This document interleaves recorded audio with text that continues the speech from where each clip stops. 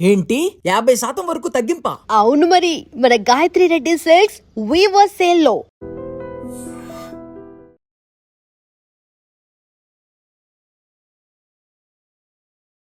Ladies and gentlemen, welcome to iDream media. నేను Priyadarshan. So మనం చాలామంది యాక్టర్స్ని చూస్తూ ఉంటాం. అంటే వాళ్ళ ప్రొఫెషన్ని వదిలేసి, లేదంటే రవితేజ గారు ఊరు నుంచి పెట్టే బేడ సర్దుకుని ఇక్కడికి వచ్చేసారు. చిరంజీవి గారు అంతకుముందు ఏం చేశారు ఎవరికీ తెలియదు. చాలామంది కానిస్టేబుల్ కొడుకు చిరంజీవి ఈరోజు చిరంజీవి అయ్యారు. సో అలాగే మన ముందు ఒక వ్యక్తి ఉన్నారు. ఆయన పోలీస్గా కంటిన్యూ అవుతూనే, అంటే చిరంజీవి గారు కానిస్టేబుల్ కొడుకు చిరంజీవి అయ్యారు, కానీ ఈయన ఒక పోలీస్ డిపార్ట్మెంట్లో ఉంటూనే యాక్టర్గా మారారనమాట. సినిమా మీద విపరీతమైన ప్యాషన్తో ఈరోజు ఆల్మోస్ట్ ఒక 15 ఫిల్మ్స్ దాకా చేశారు. మొన్న రీసెంట్గా పెద్ది సినిమాలో ఆయన కనిపించారు. పురుషోత్తం గారు మనతో పాటు ఉన్నారు, మాట్లాడదాం. హాయ్ పురుషోత్తం గారు. హలో అండి. బాగున్నారా? బాగున్నా, గుడ్. యా. సో ఇది రేర్ కాంబినేషన్ కదా, అంటే పోలీస్ డిపార్ట్మెంట్ యాక్టింగ్. జనరల్లీ పోలీసులే అంటూ ఉంటారు ఏదైనా సినిమాకి వెళ్ళి వస్తూ ఉంటే, ఎందుకు సినిమా అవసరమా, సినిమా నీకు తిండి పెట్టద్దా అని చెప్పి కొంతమంది క్లాస్ పీకుతూ ఉంటారు యంగ్స్టర్స్కి. మీకు సినిమా మీద ప్యాషన్ ఎలా స్టార్ట్ అయింది అసలు? చెప్తాను. ముందుగా ఐ డ్రీమ్ ప్రపంచవ్యాప్తంగా ఉన్నటువంటి మన ఐ డ్రీమ్ ప్రేక్షకులకి, అలాగే ఐ డ్రీమ్ యాజమాన్యానికి, అలాగే నాకు ఇంటర్వ్యూ తీసుకున్నటువంటి దర్శన్ గారికి, మీకు నా ప్రత్యేక ధన్యవాదాలు. ఇక సినిమా విషయానికి వస్తే, మీరు క్వశ్చన్ అడిగారు, మళ్ళీ ఒకసారి రిపీట్ చేయండి.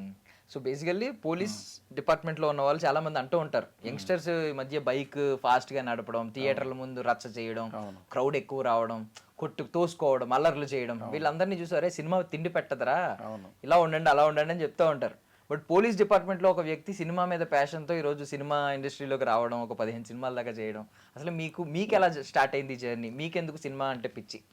అంటే యాక్చువల్లీ నాకు చిన్నప్పటి నుంచి సినిమా ఇండస్ట్రీకి సంబంధించిన సాంగ్స్ కావచ్చు, మ్యూజిక్ కావచ్చు, ఇవన్నీ నేను చాలా వినేవాడిని చిన్నప్పుడు. వింటూ అలా అలా వింటూనే లైఫ్ అలా గడిచిపోయింది. తర్వాత నేను హైదరాబాద్కి రావడము, ఇక్కడికి వచ్చిన తర్వాత నాకు ఇండస్ట్రీకి సంబంధించిన ఫ్రెండ్స్ ఉండడము, దానివల్ల నేను ఒక 10 ఇయర్స్ సర్వీస్ అయిపోయిన తర్వాత నాకు మెల్లమెల్లగా ఈ పుష్ప మూవీ నుంచి నా మిత్రుడు డైరెక్టర్ బుచ్చిబాబు గారు ఉన్నారు కదా, సో వాళ్ళు అప్పటికే పుష్ప స్టార్ట్ చేశారు. తను లేడు, బట్ నా ఫ్రెండ్ అశోక్ అని నా ఫ్రెండ్ ఉంటాడు. సో తను ఒకసారి చెప్తే నాకు సుకుమార్ సార్ దగ్గరికి వెళ్ళి మాట్లాడి, అక్కడ నుంచి నా సినీ జర్నీ స్టార్ట్ అయింది అక్కడ నుండి. సో ఫస్ట్ నా సినీ జర్నీ అల్లు అర్జున్ గారితో పుష్ప సినిమా ఫస్ట్ ఫోటోషూట్ నేను అల్లు అర్జున్ గారితో స్టార్ట్ అయింది. సో ఆ రోజు నుంచి ఎంట్రీ అయ్యాను నేను. అక్కడ నుంచి ఇప్పటివరకు వెనకకి తిరిగి చూసుకోలేదు, ఇంతవరకు ఆ పరిస్థితి రాలేదు. ఆ విధంగా నా సినీ జర్నీ స్టార్ట్ అయింది సార్. ఇప్పుడు బుచ్చిబాబు గారికి బాగా క్లోజెస్ట్ ఫ్రెండ్ అంటే కదా మీరు, రూమ్మేట్స్ అని చెప్పి. అంటే ఒకప్పుడు, అంటే అదే పెళ్ళికి ముందు అప్పుడు మేము చాలా కలిసి ఉండేవాళ్ళం. దాదాపు 10 ఇయర్స్ వరకు మేము ఇద్దరం జర్నీ చేసాం, ఒకే రూమ్ లో ఉండి అన్ని చేసిన తర్వాత ఇంకా ఆఫ్టర్ మ్యారేజ్ నేను జాబ్ వచ్చిన తర్వాత నుంచి ఇంకా కొద్దిగా డిస్టర్బ్ అయిపోయాం. జాబ్ నుంచి మ్యారేజ్ వరకు మధ్యలో తక్కువ కలిసి వాళ్ళం, బట్ అటు నుంచి నేను ఇటు వెళ్ళిపోయాను, తను ఇంకా ఫుల్గా అయిన సినిమాలకి అలా. సో బేసికలీ మీరు పోలీస్ డిపార్ట్మెంట్ కాబట్టి మీరు అంటే చాలా బోల్డ్గా ఉంటారు, మీ అటైర్ కానీ ధైర్యంగా ఉంటారు, డేర్నెస్ చూపిస్తూ ఉంటారు, స్ట్రాంగ్గా ఉంటారు. ఆయన ఏంటంటే చాలా పొలైట్గా ఉంటారు, ఇలా చేతులు కట్టుకోవడం కానీ వాళ్ళ. బట్ ఆయన ఐ మీన్ భయస్థుడు, లేకపోతే కొంచెం అమాయకుడు, ఈ కైండ్ ఆఫ్ మాటలు ఎవరైనా చెప్తే నేను నమ్మను. ఎందుకంటే అంత సినిమాని 350 కోట్ల ప్రాజెక్ట్ని హ్యాండిల్ చేసే కెపాసిటీ ఆయనకు ఉంది. బట్ ఏంటంటే అదొక గౌరవం, బయటకు వచ్చినప్పుడు వాళ్ళ ముందు వీళ్ళ ముందు చేతులు కట్టుకోవడం. ముందు ఎలా ఉండేవారండి అసలు? యంగేజ్ లో ఆయన ఫస్ట్ నుంచి కూడా అంతే నార్మల్, నెమ్మదస్తురా, మంచిగా నెమ్మదస్తుడు ఏం కాదు. అంటే ఆయన బాడీ ఒక రకంగా ఉంటది, లోపల పార్ట్స్ వేరే రకంగా ఉంటాయి. పార్ట్స్ చాలా స్ట్రాంగ్ అవి. అదే సినిమాలు అంటాడు కదా ఎన్టీఆర్, కరెంట్ తీగ సన్నగానే ఉంటుంది, దాన్ని అమ్మ టచ్ చేస్తే షాకే అన్నట్టు. చూస్తే నార్మల్గా ఉంటాడు, కానీ లోపల పార్ట్స్ అన్ని అద్భుతమైనటువంటి టెక్నాలజీ పార్ట్స్ అవి, చాలా స్ట్రాంగ్ ఉంటాడు ఆయన. అలా ఏం లేదు. మొత్తం పెద్దలో చూసాం కదా షూట్లో, అంతంత మందినే జస్ట్ ఒక వాయిస్ మీద కమాండ్ పైన నడిపించిన ఆ కెపాసిటీ బుచ్చిబాబు గారిది. అప్పుడు కూడా అంతేనా, ఇలా చేతులు కట్టుకోవడం అంటే మీకు తెలుస్తుంది కదా, మీ ఎవరైనా పరాయి వ్యక్తి వచ్చినప్పుడు, థర్డ్ పర్సన్ వచ్చినప్పుడు ఎలా ఎలా బిహేవ్ చేస్తున్నారని తెలుస్తుంది. ఆయన ఎప్పుడు అంతే, ఫస్ట్ డే 1 నుంచి ఈ రోజు కూడా నార్మల్ గానే ఉంటాడు. పెద్దవాళ్ళంటే రెస్పెక్ట్, అది అంతే. చేతి మీద ఉన్నట్టు అది రెస్పెక్ట్ అంతే, అదర్వైజ్ నథింగ్. ఫస్ట్ నుంచి అలాగే ఉండేవాడు. బట్ ఈరోజు ఆయన గురించి ఇలా మాట్లాడుకోవడం, ఇప్పుడు పెద్ద సినిమా వచ్చినప్పుడు ఎంత ట్రెండ్ అయిందో మీ అందరికీ తెలుసు, మన అందరికీ తెలుసు, నేషనల్ వైడ్ ట్రెండ్ అయింది. సో ఈరోజు ఒక వ్యక్తి అసలు ఎక్కడి నుంచో వచ్చిన, ఒక మారుమూల ప్రాంతం నుంచి వచ్చిన ఒక వ్యక్తి సెకండ్ సినిమాకి 350 కోట్లు, mega power star Ram Charan గారు, సెట్స్కి చిరంజీవి గారు రావడం. ఎక్కడ వ్యక్తి, ఎక్కడ బుచ్చిబాబు, ఎక్కడ ఈరోజు డైరెక్టర్ బుచ్చిబాబు సానా? నిజంగా గ్రేట్. అంటే ఉప్పెన 100 కోట్లు కొట్టాడు. నేను యాక్చువల్లీ పెద్ద నేను 1000 అనుకున్నాను. ఎందుకంటే 100% స్టోరీ మనకు ఐడియా ఉంది, కాంబినేషన్ కూడా ఎక్సలెంట్ కాంబినేషన్. నేను 1000 కొడతాడు అనుకున్నారు. బట్ అన్ఫార్చునేట్లీ కొన్ని రివ్యూస్ వల్ల కొద్దిగా నెగటివ్ స్ప్రెడ్ అవడం వల్ల ఇప్పటికీ నాకు తెలిసి నిన్నటి కలెక్షన్ 400 క్రోర్స్ చేంజ్. ఈ రోజు నుంచి మేబీ ఇంకా తెలిసి నాకు ఇంకో వీక్ నడుస్తుంది సినిమా కంపల్సరీ థియేటర్లో. కంపల్సరీ 600-700 పోతుందని నేను అనుకుంటున్నా పర్సనల్గా. ఓకే. సో మీకు సినిమాలు అంటే విపరీతమైన పిచ్చి కాబట్టి సినిమా ఇండస్ట్రీ గురించి కొంచెం మాట్లాడుకుందాం. బీయింగ్ అన్ అవుట్ సైడర్, ఒక అభిమానిగా మాట్లాడండి, ఒక నటుడిగా మాట్లాడండి. సో ముందు పెద్ద గురించే మొదలు పెడదాం. ఈ నెగిటివిటీ వచ్చింది కదా, మీకు ఒక మంచి అటెంప్ట్. నిజంగా హీరో అంటే మనకి 100 మందిని కొట్టేవాడు కాదు, అనుకున్నది సాధించడం కోసం అవసరమైతే త్యాగం చేసి, ఒక ఊరి కోసం, ఒక బాబా అంబేద్కర్ కానీ ఇలాంటి వ్యక్తులను మనం హీరోగా కన్సిడర్ చేస్తాం, ఫ్రీడమ్ ఫైటర్స్ని కానీ. ఎందుకంటే వాళ్ళకు ఉన్నది త్యాగం చేయడానికన్నా సిద్ధపడ్డారు, ఎక్సెల్ చేశారు వాళ్ళున్న ఆ టైం పీరియడ్లో. సో ఇలాంటి వ్యక్తిని ఒక రియల్గా మనం హీరోగా కన్సిడర్ చేయాలి. పెద్ద లాంటి వ్యక్తిని, తన కాళ్ళను వదులుకోవడం ఏంటి, తన జీవితాన్ని వదులుకోవడం ఏంటి. బట్ ప్రాబ్లం ఏంటంటే ఇలాంటి కథలు ఈ మధ్య ఆడియన్స్కి నచ్చట్లేదు. మీకు ఏంటంటే నెగిటివ్ వేలో తీసినా పర్లేదు, ఒక హీరో అనేటోడు మొత్తం అందరినీ డామినేట్ చేసేయాలి, అందరినీ కొట్టేయాలి, అందరినీ చంపేయాలి, వాడు తలుచుకున్నది చేసేయగలగాలి. ఇలాంటి వాడినే హీరో కింద కన్సిడర్ చేస్తుంది సమాజం. మీరు వాళ్ళకి ఏం చెప్తారు? నేను వాళ్ళకి ఏం చెప్తున్నా అంటే, ఇప్పుడు ట్రెండ్ అనేది మారుతూ ఉంటుంది. ఇప్పుడు ఎగ్జాంపుల్ పుష్ప మూవీ ఉంది. పుష్ప మూవీ ఎలా అంటే పర్సన్ టు పర్సన్ అవుతుంది, అంటే తగ్గఫర్ అవుతుంది. నువ్వెంత అనేలాగానే ఉంటుంది సినిమా ఎక్కడ కూడా. సో దానికి తగ్గట్టే దానికి బ్యాక్గ్రౌండ్ కావచ్చు, బ్యాక్గ్రౌండ్ మ్యూజిక్ కావచ్చు, ఆ విధంగా ఉండడం వల్ల నీకు ప్రేక్షకుడికి ఏంటంటే 3 hours ఏదో ఒక సాధించడం అనే ఫీలింగ్ ఆ విధంగా ఉంటుంది. అంటే థియేటర్ వరకే ఉంటుంది. ఇప్పుడు ఏ వ్యక్తి కూడా సినిమా చూసి బయట పోయి దానిలాగా బిహేవ్ చేయడు కదా. సో ఆ విధంగా అంటే పర్సన్ టు పర్సన్ ఈగోతోటి అది ఆ విధంగా వెళ్ళిందని అలా అనుకుంటున్నాను నేను. బట్ సినిమా ఆర్ట్, ఇది ఒక ఆర్ట్ ఫామ్. జస్ట్ మనం ఏంటంటే అభిమానులను అలరించడానికి, కాకపోతే ఇది ఇంపాక్ట్ కూడా చేస్తుంది. కొన్ని సినిమాలు నిజంగా రాజ్యాంగాన్ని మార్చిన సందర్భాలు ఉన్నాయి, చట్టాలను మార్చిన సందర్భాలు ఉన్నాయి, చాలా వాటిలో కదలిక తీసుకొచ్చింది, ప్రభుత్వాల్లో కదలిక తీసుకొచ్చినాయి కొన్ని సినిమాలు. జైభీమ్ లాంటి సినిమా చూస్తే ఎవరికైనా మళ్ళీ ఒకసారి రియాలిటీలోకి, సో అలాంటి ఇన్స్పైరింగ్ స్టోరీస్ ఉంటాయి. ఆకాశమే నిహద్ర, సూర్య గారి సినిమా ఉంది. సో ఇలాంటి స్టోరీస్ని చూసి ఇన్స్పైర్ అవుతారు. బట్ చాలా మంది ఏంటంటే ఓన్లీ కమర్షియల్ ప్లాట్ఫామ్లోనే వాడుకుంటున్నారేమో, జస్ట్ ఏంటంటే ఆడియన్స్ని అలరించి ఎంటర్టైన్ చేసి పంపించేద్దామని ఆలోచిస్తున్నారేమో. కొంతమంది మాత్రమే జనాలను ఇన్స్పైర్ కూడా చేయాలి అని ఆలోచిస్తున్నారేమో అనేది నా అభిప్రాయం. మీ అభిప్రాయం ఏంటి? నిజంగా ఏంటంటే రామ్ చరణ్ గారు ఈ సినిమా ఒప్పుకోవడం ఒక అద్భుతం. ఎందుకంటే ఈ సినిమా కంప్లీట్ ఏదన్నా ఒక సక్సెస్ సాధించాలనుకునే వ్యక్తికి ఈ రోజుల్లో ఈ సినిమా అద్భుతంగా పనిచేస్తుందండి. నేను లాస్ట్ ఇంటర్వ్యూలో కూడా చెప్పాను. నేను ఏంటంటే ఇప్పుడు చాలామంది ఒక 20-30 years కింద ఉన్నవాళ్ళు, అప్పుడు ఏ ప్లాట్ఫామ్స్ లేవు, వాళ్ళు బాగా కష్టపడి ఎక్కడో మారుమూల పల్లెల నుంచి, మారుమూల ప్రాంతాల నుంచి కష్టపడి వచ్చిన వాళ్ళే ఇప్పుడు సక్సెస్ అయి ఉన్నోళ్ళు. ఇప్పుడు మార్కెట్లో ఎవరైతే 50-60 years ఉన్నారో వాళ్ళందరూ ఆ ప్లాట్ఫామ్ నుంచి వచ్చిన వాళ్ళే. సో అలాంటి స్టోరీని ఇప్పుడున్న యూత్కి కనెక్ట్ చేసిండు బుచ్చిబాబు. సో అలాంటి అద్భుతమైన స్టోరీ అంటే వాళ్ళకి తెలుసు ఇది ఇన్స్పైర్ స్టోరీ అని చెప్పేసి. చరణ్ గారికి తెలుసు, బుచ్చిబాబు గారికి తెలుసు, సినిమా తీసిన ప్రొడ్యూసర్స్ కూడా తెలుసు. బట్ అది సక్సెస్ అవుతుందని నమ్మకంతో వాళ్ళు తీశారు. ఆ సినిమా ఇప్పుడు సక్సెస్ కొట్టిర్రు. ఫర్ ఎగ్జాంపుల్ నేను చెప్తున్నాను, నేను సినిమా దగ్గర 4 to 5 times చూశానండి. నేను ప్రీమియర్స్ నుంచి మధ్యలో చూస్తాను ఫ్యామిలీతో, ఫ్రెండ్స్ తోటి. నీకు ఎక్కడ కూడా సినిమా అనేది బోరింగ్ రాదు. లాస్ట్ నేను అబ్జర్వ్ చేశాను ప్రేక్షకులకి, ఇప్పుడు 3 గంటల 10 నిమిషాలు ఉందండి సినిమా. 3 గంటల టైంలో కూడా నేను నేను కోంపల్లిలో చూశాను, TNRలో. అసలు పబ్లిక్ అట్లనే చూస్తున్నారు తప్ప ఒక్కరు కూడా థియేటర్ నుంచి వెళ్ళి బయటకు వెళ్ళట్లేదు బ్రదర్. లాస్ట్ అంటే మన సినిమా అయిపోయే టైం కూడా. సో అంత అద్భుతంగా సినిమా చూస్తున్నారు. బయట టాక్ మాత్రం వేరేలాగా ఉంది. మీరు సినిమా నుంచి బయట వెళ్ళే వాళ్ళని అడగండి, సినిమా ఎంత అద్భుతంగా వచ్చింది, పెద్ద ఎలా ఉంది అంటే ఇట్స్ ఇన్స్పిరేషన్ మూవీ. అసలు జీవితంలో ఇట్లాంటి మూవీ మళ్ళీ అంత పెద్ద హీరోస్ మళ్ళీ చేయరు, అవి రావు. ఆయన చరణ్ గారు చేయడం అది అద్భుతము. ఆయన నిజంగా ఒక వన్ మెన్ ఆర్మీ లాగా తీసుకెళ్ళాడు మూవీని. నిజంగా ఒక అద్భుతం అండి. బట్ తర్వాత జరిగిన ప్రెస్ మీట్స్లో మీ ఫ్రెండ్ బుచ్చిబాబు గారు ఏమైందంటే కొన్ని వాటికి సారీ చెప్పారు. చాలా మంది ఏంటంటే సారీ ఎందుకు చెప్పారని అనంత్ శ్రీరామ్ గారు లిరిసిస్ట్ ఉన్నారు, ఆయన కూడా చెప్పారు. ఆయనకు నచ్చలేదు అన్నారు. ఒక క్రియేటర్ సారీ చెప్పకూడదు, వాళ్ళకి నచ్చలేదు, వాళ్ళు తీసుకోలేకపోయారంటే అభిమానించే వాళ్ళు కూడా చాలా మంది ఉంటారు అని చెప్పారు. జాన్వీ సీన్స్ గురించి సారీ చెప్పారు. మీకు మీ టేక్ ఏంటి అసలు? జాన్వీ సీన్స్, జాన్వీ కపూర్ గారి సీన్స్ మీకు అంత నిజంగా ఎబ్బెట్టుగా అనిపించినాయా? సి ఇప్పుడు సినిమా అనేది 3 గంటల సినిమా. ఇప్పుడు డైరెక్టర్ ఎలా ఆలోచిస్తాడంటే ఆల్ టైప్స్ ఆఫ్ ప్రేక్షకులు, అంటే పలు రకాల ప్రేక్షకులు ఉంటారు. కొందరు సాంగ్స్ ఎంజాయ్ చేసే వాళ్ళు ఉంటారు, కొందరు స్టోరీ ఎంజాయ్ చేసే వాళ్ళు ఉంటారు. అంటే ఒక్కొక్కరికి ఒక్కొక్కలాగా. కొందరు ఇప్పుడు స్పెషల్గా ఆంధ్రప్రదేశ్ స్టేట్కి వచ్చేసి వాళ్ళు ఏం ఎంజాయ్ చేస్తారంటే ఎక్కువ ఇలాంటి అంటే కొద్దిగా రికార్డింగ్ డ్యాన్సులు వాట్ ఎవర్ అలాంటి, అంటే ఒక సినిమాలో ఒక మాస్ సాంగ్ లాంటి, అంటే కొద్దిగా వాళ్ళు అలాంటి ఎక్స్పెక్ట్ చేస్తారు అటు నుంచి. సో తెలంగాణలో కొద్దిగా డిఫరెంట్గా ఉంటుంది. ఇక్కడ ఏంటంటే హీరోయిన్ నార్మల్గా ఉండాలనుకుంటారు. అంటే డిఫరెంట్ కల్చర్స్ ఒక్కొక్క స్టేట్కి ఒక్కొక్కలాగా ఉంటుంది. సో అందరినీ ఒక దగ్గర చేర్చి అందరికి ఒక నార్మల్ సినిమా ఇచ్చేలాగా డైరెక్టర్ ట్రై చేస్తాడు. సో అందులో కొద్దిగా అటు ఇటు చూపించి ఉండొచ్చు. సో దానికి డైరెక్టర్ గారు అంటే సీన్స్ అందులో ఇప్పుడు హీరోయిన్ గారు నేను చూశాను కదా, అంటే అంత అంటే ఉంది కొద్దిగా, బట్ అంతేం లేదు. అది సారీ చెప్పా అంత అవసరం ఏం లేదు.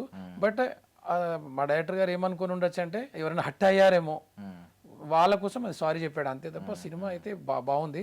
బట్ ఈ రోజు నుంచి ఇంకా 2-3 సీన్స్ ఏదో యాడ్ చేస్తున్నారు ఈ రోజు నుంచి. ఇంకా హీరోయిన్ పాత్ర కూడా కొద్దిగా పెరిగే అవకాశం ఉంది.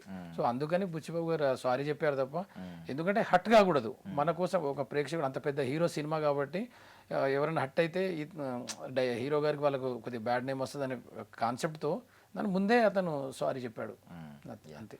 అంటే ఇంకొకసారి బుచ్చిబాబు గారు సారీ చెప్పిన సందర్భం ఏంటంటే అదే ప్రెస్ మీట్లో, ఇక నుంచి నేను కూడా ఇలాంటి మంచి చెప్పాలని అనుకోనండి, నేను కూడా కమర్షియల్ టెంప్లెట్లోనే వెళ్ళిపోతాను, ఎంత నెగిటివ్గా ఎంత ఈవిల్గా చూపించాలో అంత ఈవిల్గా చూపిస్తాను హీరోని ఇక్కడ నుంచి అని చెప్పారు. ఆయన పాపం హర్ట్ అయినట్టు అనిపించింది నాకు అక్కడ. అంటే ఇప్పుడు పలు రకాల వ్యక్తులు ఉంటారు సమాజంలో, ఒకరికి నచ్చుద్ది ఒకరికి నచ్చకపోద్ది. ఇప్పుడు యూత్ ఏం చేస్తారు, యూత్ వాళ్ళు ఎక్స్పీరియన్స్ చేసే సినిమాలో మంచి, ఇప్పుడు రై రై రా అనే సాంగ్ అసలు ఇంట్రడక్షన్ సాంగ్ ఎంత బాగుంటుంది, దానిపైన నువ్వు థియేటర్లో కూర్చుంటే మనమే వెళ్ళి డ్యాన్స్ చేయాలి అనేలా ఉంటుంది సాంగ్. సో అట్లా కొన్ని చిన్న ప్రేక్షకుడిని, కొంతమంది ప్రేక్షకులను దృష్టిలో పెట్టుకొని చిన్న ఇలాంటివి చేస్తారు తప్ప అదర్వైజ్, ఎందుకంటే ప్రతి ఒక్క అంత పెద్ద సినిమా హీరో ఉన్నాడు, ఎంత పెద్ద ప్రొడక్షన్ ఉన్నప్పుడు ఎవరు కూడా అట్లా బ్యాడ్గా చేసుకోవాలనుకోరు కదా. సో అది అందరి ప్రేక్షకుల్ని దృష్టిలో పెట్టుకొని అది కొద్దిగా ఆ విధంగా జరిగి ఉంటుంది తప్ప అదర్వైజ్ ఎవరిని డిస్టర్బ్ చేయాలి అని చెప్పేసి బుచ్చిబాబు అయితే అలా అనుకుని ఉండరు. అంటే ఆయన బాధ కనిపించింది. ఎలా అంటే ఒక మంచి చెప్పాలనుకున్నప్పుడు ఇన్ని క్వశ్చన్స్ ఎదురవుతున్నాయి, ఇంతమంది పాయింట్అవుట్ చేస్తున్నారు మంచి చెప్పాలనుకునే వాడికి అని చెప్పి ఆయన బాధ కనిపించింది నాకు ఆ రోజుకి. అదని అంటే ఉంటది కదండి. ఇప్పుడు అంత అంటే ఒక ఇన్స్పిరేషన్ సినిమా తీసినప్పుడు ఒక క్రియేటర్కి ఆ విధంగా వస్తే కొద్దిగా బాధపడతాడు. బట్ దానికి ఆల్రెడీ సమాధానాలు, ఇప్పుడు ఫస్ట్ వీక్ ఫ్లాప్ సినిమా అని అన్నారు, ఫస్ట్ వీక్ సక్సెస్ఫుల్ గా నడిచింది. ఫ్లాప్ అన్నారు, సెకండ్ వీక్ సక్సెస్ఫుల్ గా నడిచింది, మళ్ళీ ఫ్లాప్ అంటూనే ఉన్నారు, నెగిటివ్ రివ్యూస్ రాస్తూనే ఉన్నారు. ఇప్పుడు థర్డ్ వీక్ సక్సెస్ఫుల్ గా సినిమా 400-500 కోట్ల రూపాయలు లాగింది సినిమా. ఇంకా ఏం ఫ్లాప్ ఏంటి అసలు? బుచ్చిబాబు గారి నిజంగానే అది తప్పై ఉంటే ప్రేక్షకులు వచ్చేవాళ్ళు కాదు కదా. సో అది ఎక్కడ అలాంటిది ఏం లేదు. ఒక 2-3 ఉంటారు వాళ్ళు చెప్పేవాళ్ళు, దాన్ని మనం ఏం చేయలేము. సొసైటీలో ఎవరో ఒకరు చెప్పారు అని చెప్పేసి మనము సినిమాలు ఆపుకోలేము కదా, మన క్రియేటివిటీని చంపుకోలేం కదా. సో అది డైరెక్టర్ గారే అతను అనుగుణంగానే వెళ్తాడు, అది అలాంటివి ఏమి ఉండదు. యా, సో మీ గురించి కమింగ్ టు యూ అండి, ఎక్కడి నుంచి మీరు కూడా ఒక చిన్న విలేజ్ నుంచి వచ్చినట్టున్నారు? అవునవునండి, మాది ప్రాపర్ వచ్చేసి అది Nirmal district Kadem project, Peddur Kadem project మాది. సో నేను ఎడ్యుకేషన్ అంతా 10th inter degree post graduation degree వరకు అక్కడ నిర్మల్లో చదువుకున్నాను. తర్వాత పీజీకి ఉస్మానియాకి హైదరాబాద్ వచ్చాను. ఇక్కడే వచ్చి ఇక్కడే లోకల్లో నాన్ లోకల్లో గవర్నమెంట్ జాబ్ తెచ్చుకొని ఒక 10-15 ఇయర్స్ అయిన తర్వాత ఇప్పుడు నేను లాస్ట్ పుష్ప నుంచి ఇండస్ట్రీకి వచ్చాను. ఇండస్ట్రీకి వచ్చిన అప్పటి నుంచి ఇంకా చిన్న రోల్స్ చేసుకుంటూ ఒక బ్యాక్గ్రౌండ్ ఆర్టిస్ట్ నుంచి లైఫ్ స్టార్ట్ చేశాను నేను. అక్కడ నుంచి మెల్లగా ఒక డైలాగ్ 2 డైలాగులు ఇప్పుడు పెద్ద హీరోలతోటి ఇప్పుడు మంచి క్యారెక్టర్ ఆర్టిస్ట్గా నేను ముందుకు వెళ్తున్నానండి. అంటే మీకు బై డిఫాల్ట్ ఉందండి యాక్టర్ అవ్వాలని డిఫాల్ట్ ఉందా? లేదు అంటే నాకు అవకాశం వచ్చినప్పుడు ఓకే మనం కూడా యాక్టర్ అవుదాం నాకు ముందు ఇప్పుడు లేదు అంటే ఆర్టిస్ట్ అవ్వాలని. బట్ ఈ మా ఫ్రెండ్స్ వీళ్ళు రూమ్మేట్స్ వీళ్ళతో వలవలని నాకు కొద్దిగా అంటే సినిమాలు బాగా చూసేవాడిని, సినిమాలు చూడడము అట్లా ఇంకా వేరే ఉండింది. బట్ యాక్టర్ అవ్వాలని ఎప్పుడు లేదు. తర్వాత నేను పుష్పకి వచ్చిన తర్వాత మనం కూడా చేస్తే బాగుంటుందని చెప్పేసి నేను అప్పటి నుంచి ఇటు వచ్చేసి ఇంకా పూర్తిగా సినిమాలలోనే ఇంకా కాన్సన్ట్రేషన్ పెట్టి అలాగే వెళ్తున్నాను జర్నీ. సో మీరు యాక్ట్ చేసిన సినిమాలలో కొన్ని సినిమాలని మనం ఈరోజు ప్రస్తావించుకుందాం అండి. ఫస్ట్ పుష్ప గురించే మాట్లాడుకుందాం. పుష్ప 2 అసలు ఆ సినిమా ఏ రేంజ్లో, అంటే ఇప్పటికీ నేషనల్లో అందరూ ఇలా అంటుంటే డైలాగ్ చెప్పేస్తారు, హిందీ వాళ్ళు జూకేగానే అంటారు, మన వాళ్ళేమో తగ్గేదేలే అంటారు.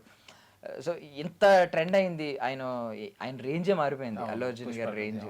బట్ సెట్స్లో మీరు చూసిన అల్లు అర్జున్ గారు అప్పుడు నిజంగా చాలా కష్టపడ్డారని బయట మాట్లాడుకుంటున్నారు, మేము స్క్రీన్ మీద చూసాం. సెట్స్లో మీరు ఏం అబ్జర్వ్ చేశారు, మీరు ఏమనుకున్నారు? అంటే యాక్చువల్లీ నేను పుష్ప నుంచి మొదలు పెట్టాను, బట్ నాకు ఇండస్ట్రీ గురించి అప్పుడు పెద్దగా ఐడియా లేదు. నేను జీరో ఉన్నాను అప్పుడు. సో నేను పుష్ప వన్ చేసేటప్పుడు సార్కి అడిగి చెప్పాను కదా, ఫస్ట్ ఫోటోషూట్, ఆ ఫోటోషూట్లోనే సార్తో నేను ఎస్ఐ రోల్ చేశాను అందులో. తర్వాత అంటే బ్యాక్గ్రౌండ్ ఆర్టిస్ట్గానే ఆ సినిమాకి చేశాను నేను. ఫస్ట్ నాకు సార్ చేసి నాకు మంచి ఎస్ఐ రోల్ ఇచ్చారు, బట్ అన్ఫార్చునేట్లీ కరోనా రావడంతో నేను ఇక ఎందుకులే అని చెప్పేసి నేను ఆగిపోయాను అక్కడికి. సో అక్కడ నుంచి ఆ తర్వాత సార్ ఏమన్నారు, ఇక్కడ లోకల్ షెడ్యూల్స్కి నువ్వు రా పురుషోత్తం, ఏదైనా డౌట్స్ ఉంటే అలాంటివి నేను అవునంటే ఇంకా సరే, ఇక దాంట్లోనే ఇక నేను కూడా బ్యాక్గ్రౌండ్ ఆర్టిస్ట్గా వెనకాల సీన్లలో ఉండే అట్లా నేను మొదలు పెట్టానండి. మొదలు పెట్టేసి అక్కడ నుంచి నా జర్నీని ఇక తర్వాత పుష్ప 2కి నేను చేయలేదు, పుష్ప 1 ఒకటే చేశాను. ఎందుకంటే పుష్ప లాంటి పెద్ద పెద్ద సినిమాలు ఏంటంటే దానికి చాలా టైం పడుతుంది. ప్లస్ ఇప్పుడు పుష్ప 2 నేను పోకపోవడానికి రీజన్ ఏంటంటే ఇప్పుడు మనకు అందులో క్యారెక్టర్ ఉండదు, సినిమా పెద్దది, నేను అప్పటికి నాకు ఎక్స్పీరియన్స్ లేదు. సో అందుకని పుష్ప 2కి నేను వెళ్ళలేదు.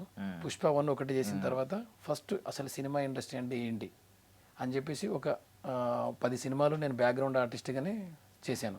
సో చేయడంతో ఎవరెవరు ఏం చేస్తారు, ఎవరి రోల్ ఎలా ఉంటుంది, దీనిపైన నేను అవగాహన చేసుకుని నేను ఎలా ముందుకెళ్ళాలి అని చెప్తున్నా. అట్లనే పుష్ప తర్వాత సీతారామం, సోదరిమణులు, ఇంకా ఇప్పుడు వాల్తేరు వీరయ్య, ఇవన్నీ నేను బ్యాక్గ్రౌండ్ ఆర్టిస్ట్గానే నేను చేశాను.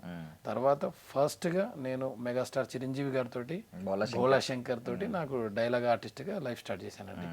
ఇక అక్కడ నుంచి కంటిన్యూస్గా ఎక్స్ట్రాడినరీ మ్యాన్ చేశాను నితిన్ గారితో, అందులో మంచి లీడ్ రోల్ పడింది. ఆ తర్వాత ఇంకా ఇంకా మళ్ళీ వేరే చేశాను కొన్ని, వల్లారి అని, బార్బరిక్ అని, అవి కూడా అన్ని డైలాగ్స్.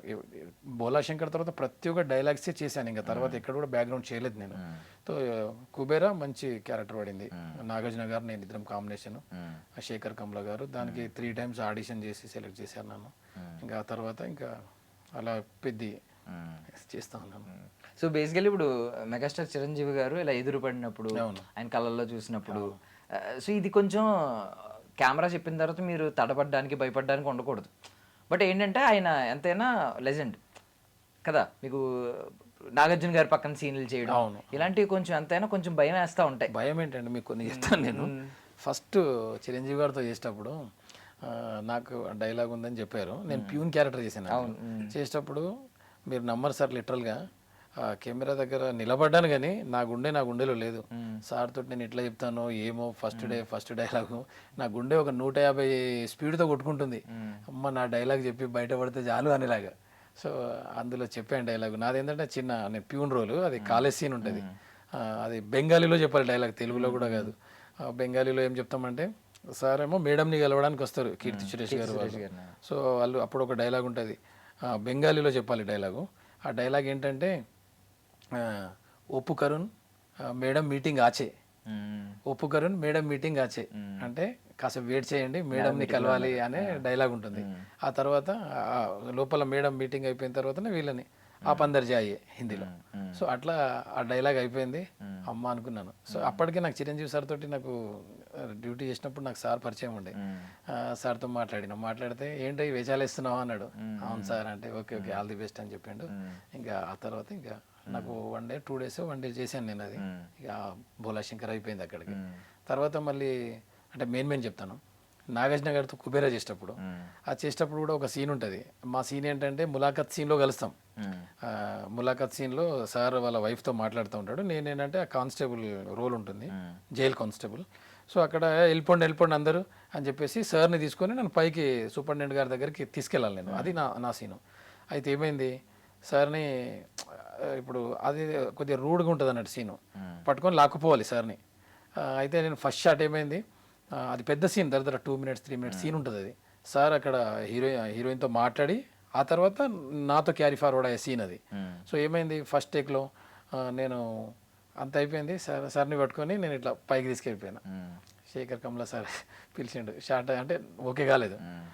సార్ ఇట్లా చూసిండు నన్ను. నాగార్జున సార్ ఏమన్నారంటే, పురుషోత్తం ఏంటి నువ్వు అది అంతసేపు ఉంది నీకు తెలుసు కదా ఎట్లా తీసుకెళ్ళాలను అంటే నేను ఎందుకు భయపడినా అంటే పెద్ద హీరో కదా సార్, నేను డైరెక్ట్ సార్ మీద చేయి పెట్టినా అనుకో ఏమంటాడో తెలియదు అన్ఫార్చునేట్లీ. సరే సినిమా అయినప్పటికీ సో నేను అది భయపడ్డా. సో సెకండ్ సీన్లో సారే పిలిచి పురుషోత్తం ఇక్కడ మనం యాక్టర్స్ నువ్వు నన్ను పట్టి పైకి లాక్కోపో సో అని చెప్పాడు సార్. చెప్పంగానే ఇక నేను ఏమనుకున్నా సరే ఇక అవుట్పుట్ తర్వాత సరే అని మళ్ళీ సెకండ్ టేక్ వెళ్ళాం.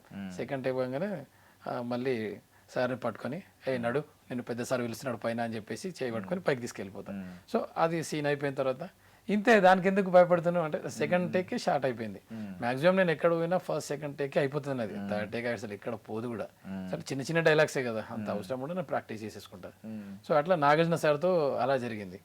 తర్వాత ఇంకా పెద్దిలో చరణ్ సార్తో ఏంటంటే గేమ్ చేంజర్ అని ఒక సినిమా చేసాం సార్తో. చేసేటప్పుడు మేము దాంట్లో ఏంటి మన ఎలక్షన్ ఆఫీసర్గా మేము చేసాం శంకర్ సార్ తోటి. ఆ శంకర్ సార్తో చేసేటప్పుడు ఒక ఇష్యూ అయింది చరణ్ సార్ తోటి, మళ్ళీ చెప్తాను. శంకర్ సార్కి నాకు చిన్న ఇది జరిగింది. ఏమైందంటే ఒకరోజు అందరినీ మాకు పాయింట్స్ ఇస్తున్నాడు, అక్కడ ఇక్కడ నిలబడు అని చెప్పేసి అంటున్నాడు. అంటే శంకర్ సార్ ఏమన్నాడు, నేను కూడా వచ్చి నిలబడితే నేను పోయి అక్కడ నిలబడితే అది హీరో ప్లేస్, నీది కాదు, you are not a hero అని చెప్పిన తర్వాత మళ్ళీ you are looking like hero అన్నాడు. అదే ఫస్ట్ సరే సారీ సార్ అని చెప్పేసి నేను పక్కన నిలబడి అంటే అలా శంకర్ సార్తో అట్లా ఆ వర్డ్ని నేను ఎప్పటికీ మర్చిపోలేను అసలు. ఎందుకంటే అంత పెద్ద డైరెక్టర్ అలా అనడం, తర్వాత ఏమనుకున్నాడో మైండ్లో ఏమని అనుకుంటాడేమో అని అలా అని చెప్పి you are looking like hero అనడం, అది నేను ఎప్పటికీ మర్చిపోలేను. తర్వాత ఇంకా చరణ్ సార్ తోటి మా కాంబినేషన్ ఉంటుంది. అట్లా 3-4 days సారథి స్టూడియోలో జరిగింది అది. సో అప్పటి నుంచి నాకు సార్ పరిచయం అన్నట్టు.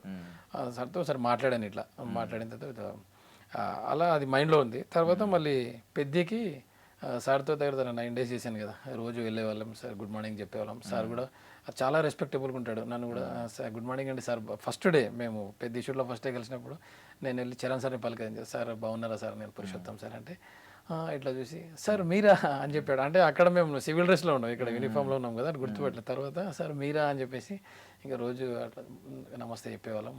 అట్లా మంచి రిలేషన్ సార్ తోటి, చరణ్ సార్ తోటి. చరణ్ గారి గురించి అందరూ చెప్పేది ఏంటంటే అంటే చిరంజీవి గారు సంపాదించుకున్న ఆస్తి అంటూ ఉంటారు. ఎందుకంటే ఆ మర్యాద, ఆ కుటుంబ గౌరవాన్ని కాపాడడానికి ఆయన ఎప్పుడూ ఆయన తగ్గించుకుంటూ ఉంటారు, చాలా మర్యాదగా బ్రతుకుతూ ఉంటారు. చాలా సరదాలను నాకు తెలిసి ఆయన చైల్డ్హుడ్లో చాలా సరదాలను కట్ చేసుకుని ఉంటారు, అల్లరి చిల్లరగా తిరగకూడదు, ఎందుకంటే మా ఫాదర్ మెగాస్టార్, ఆయనకంటూ గౌరవం ఉంది అని చెప్పి. మీరు చరణ్ గారిలో అబ్జర్వ్ చేసిన గ్రేట్ క్వాలిటీ ఏంటి ఒక హ్యూమన్ బీయింగ్గా?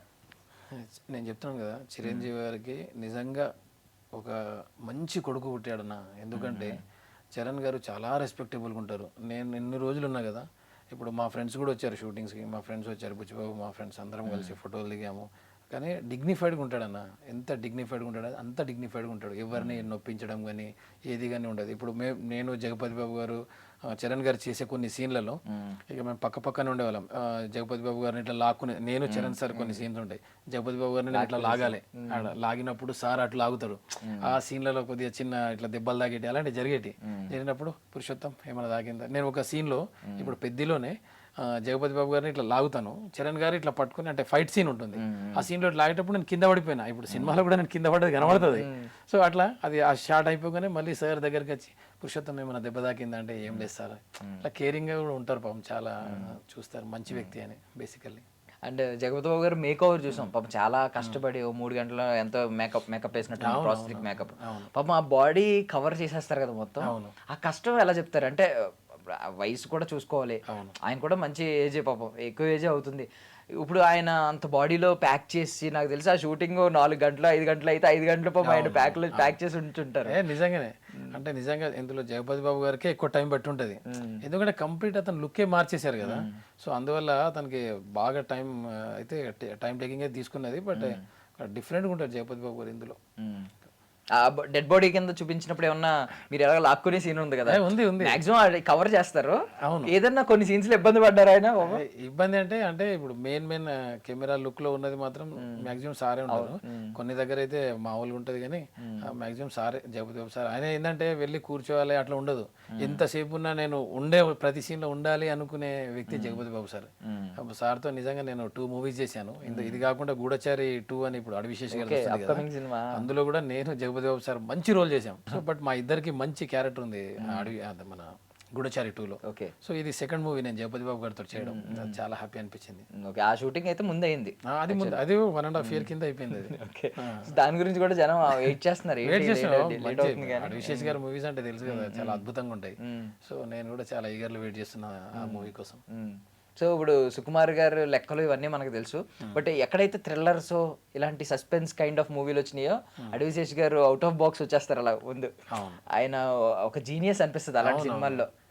మరి ఎక్కడ ఏ కైండ్ ఆఫ్ సినిమాలు చూసి ఇన్స్పైర్ అయ్యారో తెలియదు కానీ ఇప్పటికే నాకు. మీకు ఏదైనా సర్ప్రైజింగ్ అనిపించింది ఆయన ఆలోచన విధానం కానీ? నేను గూఢచారి 2 పోయినప్పుడు షూట్స్కి పోయిన తర్వాత అక్కడ పోయిన తర్వాత నేను సార్ని పరిచయం చేసుకున్నా. సార్ ఇట్లా నేను సో అండ్ సో అని చెప్తే, అంటే నాకు అప్పటికే క్యారెక్టర్ ఫిక్స్ అయి ఉంది. అయిన తర్వాత నా సీన్ ఉంటుంది ఒకటి. నా సీన్ ఏంటంటే అది 3-4 times అయింది అది దగ్గర. ఎందుకంటే నన్ను ఫైర్ చేసే సీన్ ఉంటుంది. ఫస్ట్ ఇట్లా ఒక్క షాట్ తోటి టప్ మనం లేచిపోవాలి. ఆ సీన్ చాలా ఎక్సలెంట్గా ఉంటుంది. అంటే దాన్ని డిఫరెంట్ టైప్స్గా తీసుకున్నాడు సార్. సో అప్పుడు సార్ మాట్లాడాను అంటే అదే తను జీనియస్ కాబట్టి ప్రతిదీ దగ్గరుండి చూసుకుంటాడు ఆయన. సార్ చాలా ఎక్సలెంట్ పర్సన్, మంచి టాలెంటెడ్. సో అప్కమింగ్ సినిమా స్పిరిట్లో కూడా ఉన్నారు అని స్పిరిట్ ఆల్రెడీ డేట్స్ ఇచ్చారు మనకు. డేట్స్ ఇచ్చాను. మేబీ మొన్న పోవాల్సింది, అన్ఫార్చునేట్లీ పోలేదు. అంటే ఆ రోజు క్యాన్సిల్ అయింది. మేబీ ఎప్పుడు ఉంటుంది షూట్ మీకు? మాగా ఉంటుంది తొందరలోనే, ఒక 1 weekలో ఉండొచ్చు. సో ప్రభాస్ గారిని చూడాలి దగ్గర నుంచి అనే ఒక ఏమన్నా అనిపిస్తుందా లోపల? ఎగ్జైట్మెంట్ ఏమన్నా ఉందా? ఇప్పుడు నేను అట్లా ప్రతి ఒక్కరికి ఇప్పుడు మన హీరోలతో కంపల్సరీ ఫోటో దిగాలి, వాళ్ళతో కలిసి అందరికి అనిపిస్తుంది. సో నాకు కూడా ఉంటుంది. కాకపోతే ఆటోమేటిక్ నా లక్ ఏంటంటే నాకంతా హీరోలు షూట్లోనే కలుస్తున్నారు. ఇక వాళ్ళతో మాట్లాడుకుని అప్పుడే ఫోటోలు దిగడం కంపల్సరీ చూడాలి. ఈసారి ప్రభాస్ అన్నతో ఫోటోలు దిగడానికి ట్రై చేయాలి సార్ తోటి. సో బేసికల్లీ అంటే మీ పోలీస్ డిపార్ట్మెంట్లో ఈ సినిమాల్లో ఇండస్ట్రీలోకి వచ్చిన తర్వాత మీ మీద గౌరవం ఎలా పెరిగిందండి? అంటే కొంచెం ఇంట్రెస్టింగ్గా చూస్తారు కదా మిమ్మల్ని, కొంచెం మీరు ఒక స్పెషల్ సూపర్ స్టార్ లా చూస్తారు అక్కడ. అట్లా ఏముండదు, అవి ఏముండదు. ఈ డిపార్ట్మెంటే హీరో ఫస్ట్. అవును, మేమే ఈ సినిమాలు ఇవన్నీ సెకండ్. డిపార్ట్మెంట్ ఎప్పటికీ హీరోయే, దాని ముందు మనమేం ఇది కాదు. మనమైనా మనం చిన్న ఆర్టిస్టే. సో మా ఫ్రెండ్స్ చుట్టాలు వాళ్ళు కొద్దిగా బాగా అరే మంచి ఇండస్ట్రీకి వెళ్ళావు బాగుందని వాళ్ళు అనుకుంటారు. నాకు పర్సనల్గా నాకు సెల్ఫ్ సాటిస్ఫాక్షన్ ఉంది అంతే. అదర్వైజ్ మీరేమో అనుకుంటారు, అతనేమో అనుకుంటారు, నాకు అవసరం లేదు. నేనేం కావాలనుకుంటున్నానో నేను దాని ప్రకారం నేను వెళ్తున్నా అంతే.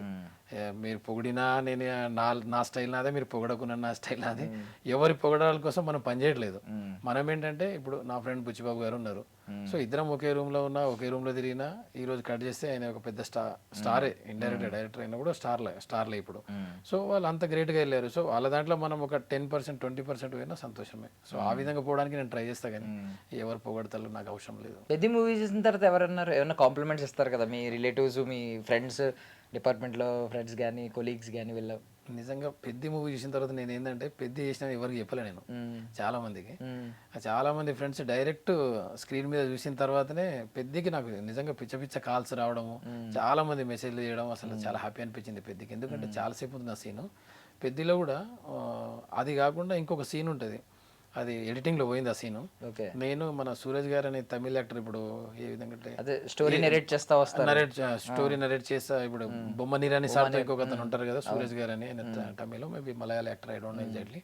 సో తనకి నాకు ఒక సీన్ ఉంటుంది పెద్దలో. ఆ సీన్ ఏంటంటే రైల్వే డబ్బాలో తనని కూర్చోబెట్టి చాలా ఘోరంగా కొడతాను నేను. అతన్ని కొట్టే సీన్ ఉంటుంది. చాలా ఆయన కొట్టిన తర్వాత కొట్టి ఇట్లా అలసిపోతాయి ఇట్లా కూర్చొని.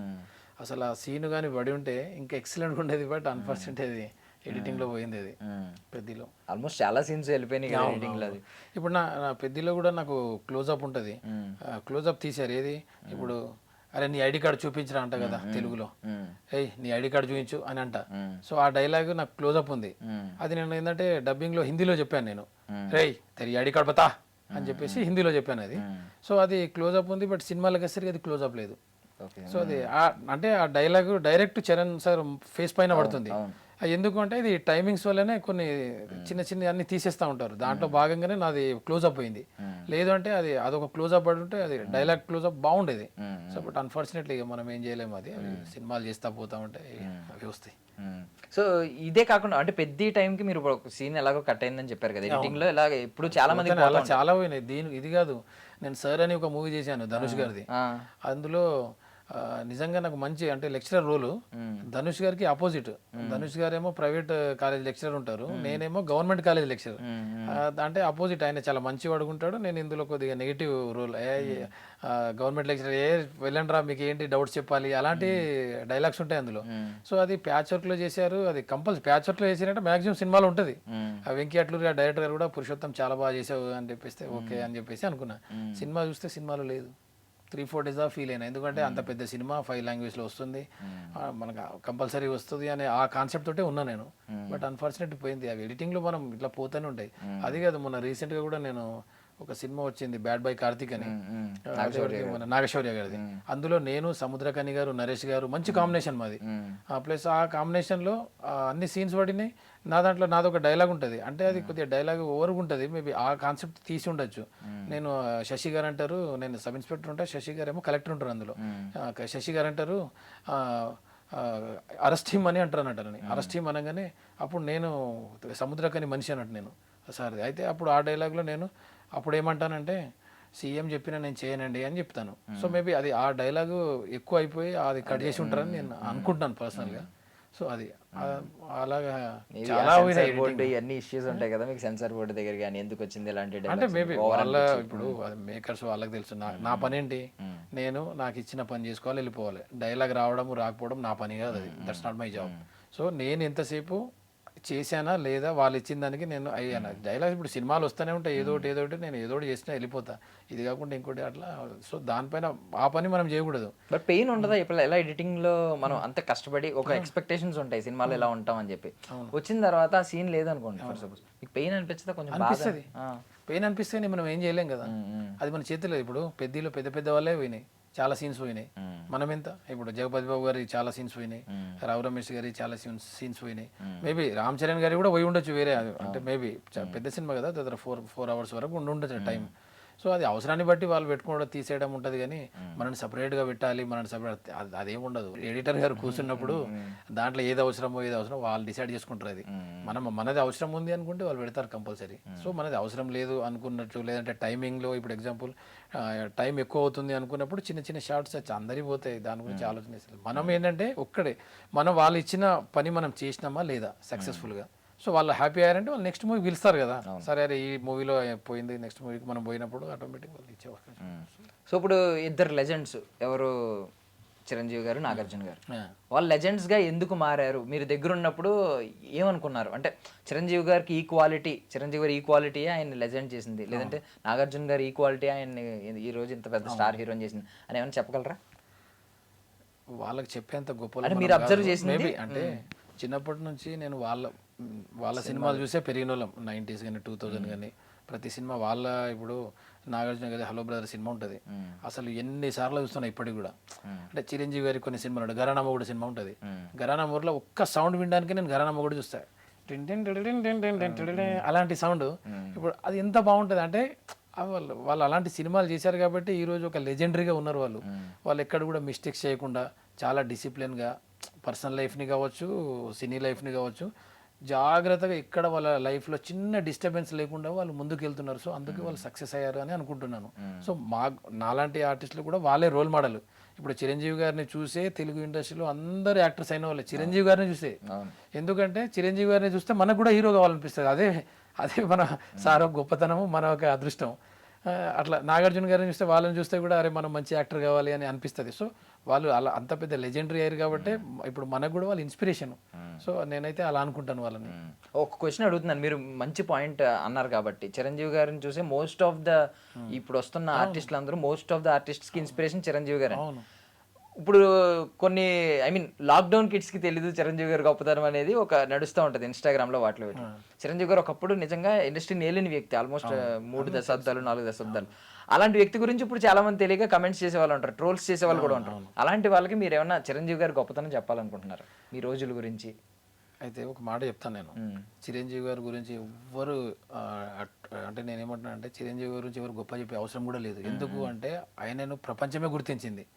వీళ్ళు చాలా చిన్న వ్యక్తులు, ఎవరైతే ట్రోలింగ్ చేస్తున్నారో వాళ్ళు అంటే అతి చిన్న వ్యక్తులు. ఆ ట్రోలింగ్ చేసే వాళ్ళని ఎవరు చూస్తారు? ఆ ట్రోల్ చేసే వాళ్ళు కూడా చూడరు. సో చిరంజీవి గారి గురించి చిన్న వాళ్ళకి చెప్పే అవసరం లేదు. సార్ ఎప్పుడు లెజెండే. సార్ గురించి ఇంకా ఏంటంటే ఒకరోజు సార్ అన్నారు మీరు చెప్పేదాన్ని బట్టి, ఇదే ఈ కరోనా టైంలో సార్ వాళ్ళ మన్మరాళ్ళు కూడా అందరూ చరణ్ సార్ హీరో, ఇంకొకటి వాళ్ళ ఇంకా మన వైష్ణవ్ గారు హీరో, వరుణ్ గారు హీరో, వీళ్ళే హీరోలు అని మీరు అంటే చిరంజీవి సార్ని వాళ్ళు గుర్తించట్లేదు అని చెప్పేసి ఒకసారి సారే చెప్పారు చిరంజీవి సార్ ఏదో. తర్వాత మళ్ళీ సినిమాలు చేసిన తర్వాత అంటే తర్వాత 150 కానీ ఇవి వచ్చాయి కదండి కరోనా తర్వాత. సో అట్లా మళ్ళీ సార్ ఎప్పుడు అప్డేటే సార్. దాని గురించి ఏముందండి, చిరంజీవి సార్ని ఎవ్వరు ఇది చేసే అవసరమే లేదు. ఇప్పుడు వారసులు ఉన్నారు తర్వాత చరణ్ గారు, అల్లు అర్జున్ గారు, ఈవెన్ మీరు కళ్యాణ్ రామ్ గారితో కూడా చేశారు. కళ్యాణ్ రామ్ గారు కూడా మంచి మనిషి అని బయట ఒక మంచి పేరు తెచ్చుకున్న వ్యక్తి, యాక్టర్ గా కంటే కూడా బయట మంచి మనిషి అనే పేరు తెచ్చుకున్న వ్యక్తి. వారసుల గురించి ఏం చెప్తారు? చాలా మంది ఏమనుకుంటారంటే నెపోటిజం, అరే చిరంజీవి కొడుకు కాబట్టి హీరో అయ్యాడు, లేదంటే ప్రొడ్యూసర్ కొడుకు కాబట్టి బన్నీ హీరో అయ్యాడు, ఇలా అనుకుంటూ ఉంటారు. చాలా ఈజీగా టేక్ ఇట్ ఈజీగా తీసుకుంటూ ఉంటారు. బట్ తెలుస్తుంది క్వాలిటీ వేరు కదా. ఒకటి ఏంటంటే నెపోటిజం అనేది ఒక శాపం పిల్లలకి.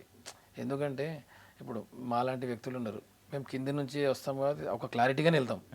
వాళ్ళకి ఏంటంటే ఇప్పుడు అదే ప్రాబ్లం, వాళ్ళు నార్మల్గా వచ్చి ఉన్నా ఇంకా పెద్ద హీరోలు అయ్యేవాళ్ళేమో, కానీ వాళ్ళ పిల్లలు అనగానే ప్రతి ఒక్కరికి ఏమంటారు అదొక అరే ఆల్రెడీ వాళ్ళకి ఏంది అని అట్లా మాట్లాడతారు తప్ప, ఇప్పుడు ఒక హీరో కొడుకు హీరో అని ఎంతమంది అయ్యారు ఇండస్ట్రీలో? చాలా తక్కువ మంది ఉన్నారు. సో అది నిజంగా చెప్పాలంటే అది నెపోటిజం అనేది వాళ్ళకి శాపమే, వాళ్ళకేం అది ఇది కాదు. ఎవరైనా ఉండండి సార్, ఇప్పుడు ఇండస్ట్రీలో మనం ఒక కెమెరా దగ్గరికి వెళ్తున్నామంటే ఇప్పుడు సేమ్ అది కూడా ఒక జాబ్ లాగానే.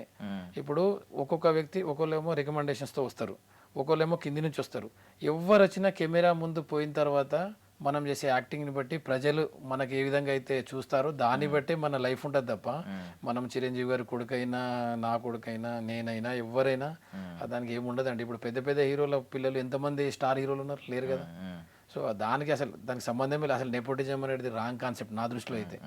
ఎందుకంటే వాళ్ళకు అది గేట్ వరకే ఎంట్రీ ఉండొచ్చు, మేబీ వాళ్ళు మనంత కష్టపడకపోయి ఉండొచ్చు. బట్ సినిమాలో ఇప్పుడు అల్లు అర్జున్ గారు ఉన్నారు, పుష్పకి ఏ విధంగా ఎంత కష్టపడ్డారు, ఇప్పుడు చరణ్ గారు ఉన్నారు, పెద్ద సినిమాకి ఎంత కష్టపడ్డారు. వాళ్ళు కష్టం చేయడమే, అది కష్టం చేసి చేస్తేనే అది సక్సెస్ అవుతుంది. ప్లస్ ప్రజలు కూడా వాళ్ళని ఆశీర్వదించాలి.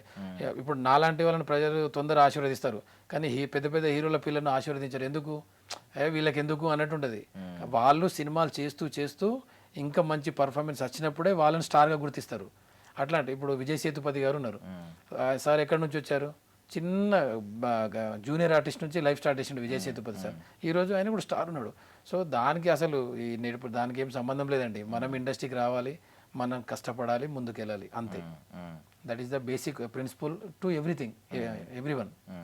సో మీ డిపార్ట్మెంట్ విషయానికి వస్తే మీరు పోలీస్గా ఒక గౌరవం సంపాదించుకున్న వ్యక్తి స్టార్టింగ్ జూనియర్ ఆర్టిస్ట్గా వెళ్ళానన్నారు.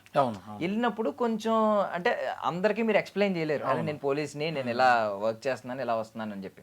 జూనియర్ ఆర్టిస్ట్ కొంతమంది చులకనగా మాట్లాడే వాళ్ళు ఉంటారు, గుమ్మిని అరే ఒరే అనే వాళ్ళు ఉంటారు, ఇలాంటివన్నీ ఫేస్ చేస్తూ ఉంటారు.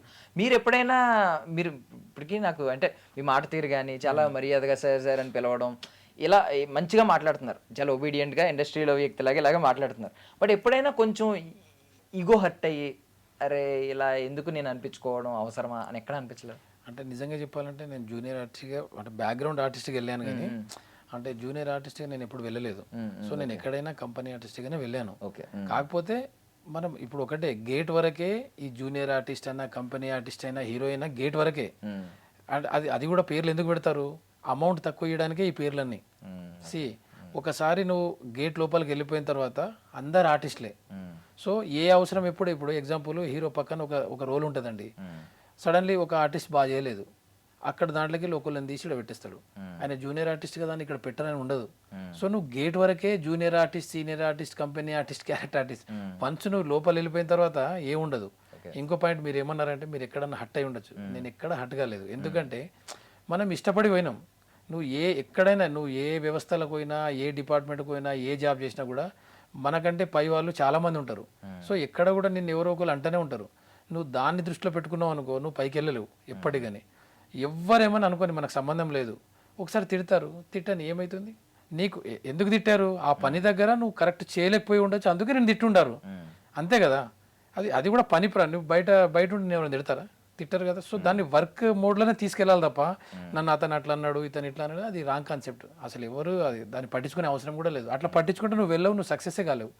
మనం ఎక్కడ కూడా ఇప్పుడు మీరు అన్నారు మీరు చాలా రెస్పెక్టెడ్గా మాట్లాడుతున్నారంటే మన ఎడ్యుకేషన్, మనం పోస్ట్ గ్రాడ్యుయేషన్ చదువుకున్నాము, ఇప్పుడు 16-17 సంవత్సరాలు సర్వీస్ చేసిన పబ్లిక్తో ఎలా మాట్లాడాలో తెలుసు, పెద్దవాళ్ళతో ఎలా మాట్లాడాలో తెలుసు, చిన్న వాళ్ళతో ఎలా మాట్లాడాలో తెలుసు, ఇండస్ట్రీలో ఎలా మాట్లాడాలో తెలుసు. ఇప్పుడు ఇండస్ట్రీలో నేను దగ్గర వకాంత వంశీ గారితో, ప్రవీణ్ సత్తార్ గారితో, అలా ఇంకా ఇప్పుడు సుకుమార్ సార్ వాళ్ళతోటి నేను కలిసి ఓన్లీ ఆర్టిస్టే కాదు కొన్ని సినిమా స్టోరీకి సంబంధించిన విషయాలలో కూడా నేను వాళ్ళకి చాలా అంటే అసిస్ట్గా నేను చేశాను కాబట్టి సో నాకు ఆ విధంగా నాకు అట్లా ఇంకొక గుర్తింపు డిపార్ట్మెంట్లో పనిచేశారు అయితే, అంటే కొంచెం అంటే డైరెక్షన్ డిపార్ట్మెంట్లో కాదు బట్ వాళ్ళకి ఏదైనా డౌట్స్ వస్తున్నప్పుడు నన్ను జర్నీ చేపించుకుంటారు నాతో, నన్ను వాళ్ళతో మాట్లాడడం కానీ వాళ్ళకి ఏదైనా డౌట్స్ డిపార్ట్మెంట్ గురించి కానీ ఏదైనా ఇప్పుడు ఒకటే ఏంది, ఇప్పుడు ఒక వ్యక్తి డైరెక్టర్కి మనం నచ్చినప్పుడు మనకు ఒకటే దాంట్లో కాదు కదా, మనకు వేరే డిపార్ట్మెంట్లో కూడా మనకి ఉన్న నాలెడ్జ్ని వాళ్ళు తీసుకోవడానికి ట్రై చేస్తారు. తప్పేముంది వాచరం.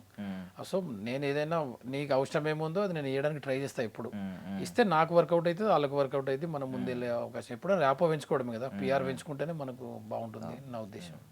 అండ్ పోలీస్ డిపార్ట్మెంట్ గురించి మీరు స్టార్టింగే ఒక మాట అన్నారు, ఇది అసలైన హీరో, అవును నేను ఇది కన్సిడర్ చేస్తాను, ఇది అసలైన హీరో వీళ్ళు పబ్లిక్ సర్వెంట్స్ కాబట్టి అని. బట్ పోలీస్ డిపార్ట్మెంట్ మీద అద్భుతమైన సినిమాలు వచ్చినాయి, లైక్ సింగం సిరీస్ ఉన్నాయి, సూర్య గారు. మాకే రోమాలను ఎక్కుపడుచుకున్నాయి అంటే మీకు ఎన్నిసార్లు సింగం 2-3 అవన్నీ సూర్య గారిది అసలు అద్భుతంగా ఉంటుంది సినిమా. సింగం చాలా బాగుంటుంది.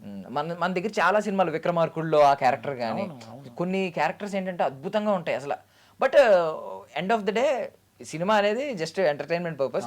కొన్నిసార్లు డిపార్ట్మెంట్ని కొంచెం నెగిటివ్గా చూపించడం, ఫన్నీగా చూపించడం ఇలాంటివి జరిగినప్పుడు మీకు ఎప్పుడన్నా కొంచెం దాన్ని మనసుకు తీసుకుంటారా, లేదు సినిమా లాగే చూస్తారా? లేదు అంటే సినిమా లాగానే చూస్తాం కానీ ఒక్కొక్కసారి ఏంటంటే కొన్ని సినిమాల్లో ఓవర్గా చూపిస్తారు. చూపించినప్పుడు అది మనకు వ్యక్తిగతంగా బాధ అనిపిస్తుంది కానీ అది దానికి సంబంధించిన వాళ్ళు చూస్తారు, అది చూసి అది మరీ కంపల్సరీ అయితే తీపిచ్చేస్తారు. అలాంటి సీన్లు అట్లా ఏమి ఉండదు. బట్ మ్యాక్సిమం ఎంజాయ్ చేయడమే. ఇప్పుడు సినిమా అనేది ఒక ఎంటర్టైన్మెంట్, అది దాన్ని ఎంజాయ్ చేసి వదిలేయడమే తప్ప సినిమా వ్యక్తిగతంగా మనకేం పర్సనల్ లాస్ చేయదు కదా. సో నేను అట్లా అనుకుంటా అంతే. అదొక ఎంజాయ్మెంట్, ఒక 2 hours 3 hours ఎంజాయ్మెంట్ సినిమా, దాన్ని ఆ విధంగానే తీసుకుంటారు ఎవరైనా.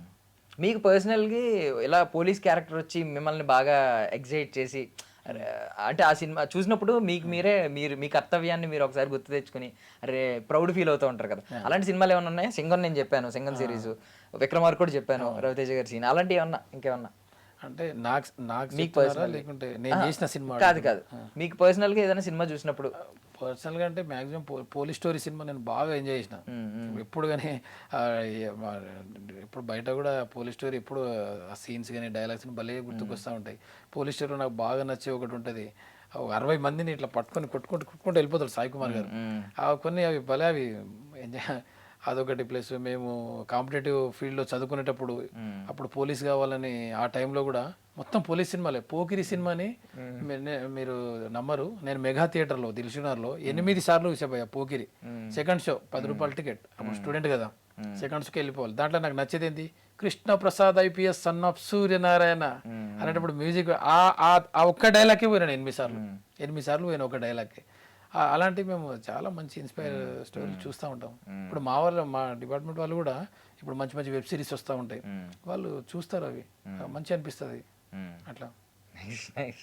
సో ఐ మీన్ చాలా సినిమాలు మీరు చెప్తున్నారు, ఇప్పుడు పోలీస్ స్టోరీస్ కానీ ఇప్పుడు అందరూ అంటే మీకు లేటెస్ట్ కూడా చాలా ఉండొచ్చు. నాకు టైం నేను ఎక్కువ సినిమాలు చూడను, తక్కువ చూస్తా, అవసరం అయితే. ఇప్పుడు మీరు కూడా పోలీస్ క్యారెక్టర్లు బాగానే చేశారు, ఎక్కువే చేశారు.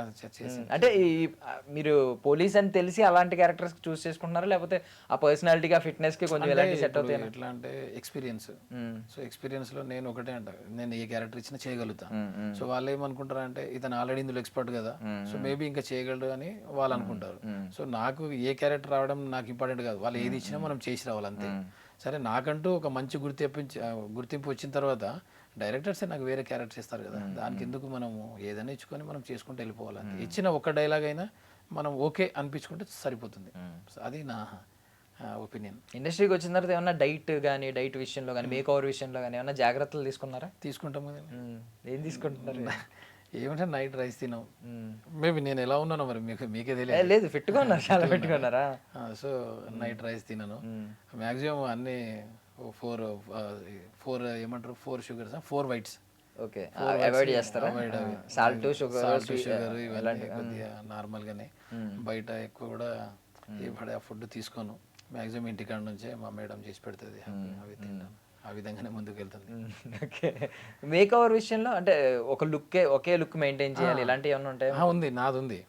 నేను ఏంటంటే ఎప్పుడు కూడా ఇప్పుడు ఏదైతే లుక్ ఉందో ఇదే లుక్ని నేను మెయింటైన్ చేస్తున్నా.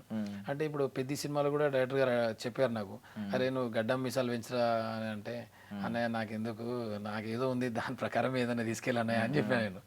అయితే అప్పుడు నాకు ఈ రైల్వేకి సంబంధించింది ఇప్పుడు పెద్దిలో నేను రౌనీ గారు అని ఉంటారు, ఇన్స్పెక్టర్ క్యారెక్టర్ చేశారు, నేను ఎస్ఐ, తను ఇన్స్పెక్టర్ క్యారెక్టర్ చేశారు. మా ఇద్దరికే మేకప్ లేదు పెద్దిలో. ఎన్నికోళ్ళందరికీ అంటే తక్కువ అంటే డీ మేకప్ చేయడం అంటారు కదా, ఉన్న దాన్ని తగ్గించి గ్లామర్ చేయడం అన్నట్టు. సో నాకు రౌనీ గారికి మాత్రం మేమిద్దరం నార్త్ ఇండియన్ పోలీస్ లాగా, మేబీ నార్త్ అంటే మధ్యప్రదేశ్, ఉత్తరప్రదేశ్ అటు సైడ్ పోలీస్ లాగా మేమిద్దరం బెంగాల్ ఆర్టిస్ట్ లాగా మమ్మల్ని తీసుకున్నారు ఇద్దరిని. Okay. And me work philosophy ఏంటి? అంటే ఇందాక చెప్పిన మాటలు కొన్ని నచ్చినవి ఏంటంటే, ఫస్ట్ ఇది పోలీస్ డిపార్ట్మెంటే హీరో అన్నారు ఒక మాట. ఇంకోటి ఏంటంటే ఎక్కడైనా హర్ట్ అయ్యారా అంటే నచ్చి వెళ్ళినప్పుడు ఎక్కడ హర్ట్ అవ్వకూడదు, వర్క్ని వర్క్ లాగే చూడాలి అని చెప్పి అన్నారు. కొన్ని నచ్చినాయి. మీకు ఏదన్నా ఒక పని సిద్ధాంతం ఏదన్నా ఉందో, ఒక ఫిలాసఫీ అన్న మీరు ఫాలో అయ్యేది? నేను ఒకటి ఫాలో అవుతా. అంటే ఇప్పుడు రవీంద్రనాథ్ ఠాగూర్ ఒక డైలాగ్ చెప్తాడు, ఏమనంటే వర్క్ ఈజ్ వర్షిప్, పనియే ప్రార్థనతో సమానం అని అంటారు. సో అది మనం కంపల్సరీ ఎవరు ఫాలో అయినా నీకు సక్సెస్ అనేది నీ వెనకాల ఉంటుంది. సో అది అంటే మన పని మనం చేసుకుంటూ వెళ్ళిపోతే మనకి ఏ బాధలు ఉండవు. ఎవరైనా ఇప్పుడు ఒక వ్యక్తి మనల్ని ఏదైనా అన్నారు అంటే అక్కడ మనం కరెక్ట్ చేయలేదని అట్లా ఫీల్ కావాలి. అట్లా ఫీల్ అయితేనే మనం నెక్స్ట్ అలా చేయకుండా ముందుకెళ్తాం. సో ఆ విధంగా చూసుకుంటే మనకి ఎక్కడ ఇష్యూస్ రాదు.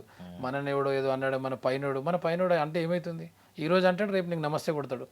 సో మన యాటిట్యూడ్, మన వర్క్ స్టైల్ని మనం జాగ్రత్తగా ఫ్రేమ్ చేసుకుంటూ వెళ్ళిపోతే నీకు ఆటోమేటిక్గా మన పైనోడే అంటాడు, అరే ఇది చాలా బాగా చేసుకొని వస్తాడు రా భయ్ ఇతన్ని, మళ్ళీ ఎప్పుడైనా నీకు అన్నాడు నెక్స్ట్ టైం.